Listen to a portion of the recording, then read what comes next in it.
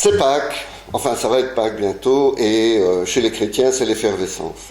On se prépare au Vatican également à fêter Pâques, et donc il y a le préposé au matériel du Vatican qui fait le tour et qui regarde si tout est en ordre, et qu'est-ce qu'il constate? La grosse cloche, celle qui doit sonner après l'homélie du pape, à Pâques, est fêlée, de haut en bas.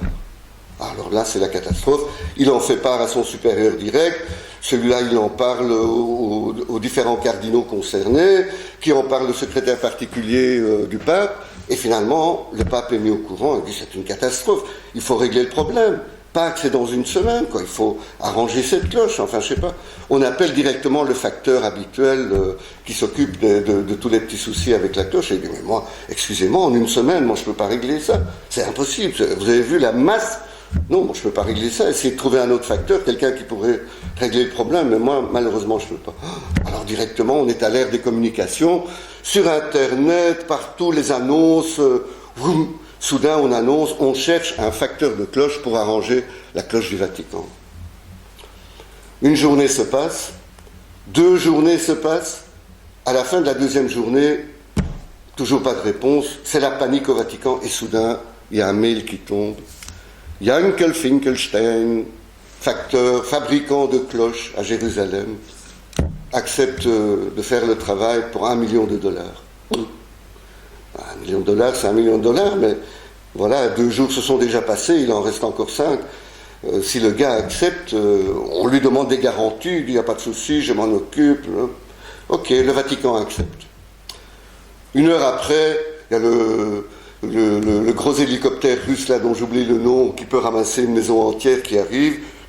On descend de quoi accrocher la cloche et hop, on soulève la cloche et voilà l'hélicoptère qui s'en va, destination inconnue. Et voilà, le mystère commence, le bruit commence à courir, ça sort du Vatican et tout doucement tout le monde commence à s'intéresser à la chose. La cloche, la grosse cloche du Vatican, confiée à un facteur inconnu. Est-ce que ça va marcher? Et le bruit ne fait qu'augmenter. Vous savez comment ça marche, les rumeurs. Ce qui fait que le jour, la veille de Pâques, l'hélicoptère revient, redépose la cloche qui allait être tout à fait réparée. Mais on ne peut pas la tester. Il faudra tester ça en temps réel le lendemain. Donc le mystère reste entier. Est-ce que ça va sonner comme avant, ou mieux, ou moins bien? Et donc, ce suspense s'étend au monde entier. Ce qui fait que le lendemain, la place Saint-Pierre, qui déjà est bourrée de monde le jour de Pâques, est alors là, overbookée. Tout le monde est serré l'un contre l'autre comme ça. Il y a toute une tribune, rien que pour les journalistes, les TV du monde entier, la presse écrite, tout le monde est présent et tout le monde attend avec impatience qu'on fasse sonner la cloche. L'heure avançant, soudain, le pape apparaît au balcon, on l'applaudit, il s'installe, il commence à faire son homélie, tout le monde regarde sa montre en disant, espérons que ça ne dure pas trop longtemps, c'est la cloche qui les intéresse, c'est pas l'homélie du pape. Bon, le pape fait ce qu'il a à faire, il dit ce qu'il a à dire, et soudain, il termine. Il y a un silence invraisemblable. Il fait signe à son secrétaire particulier, qui fait signe au grand cardinal, qui fait signe au petit cardinal, tous les cardinaux y passent. On en arrive au préposé de la cloche, celui qui a la responsabilité de démarrer cette cloche qui est immense et qui doit...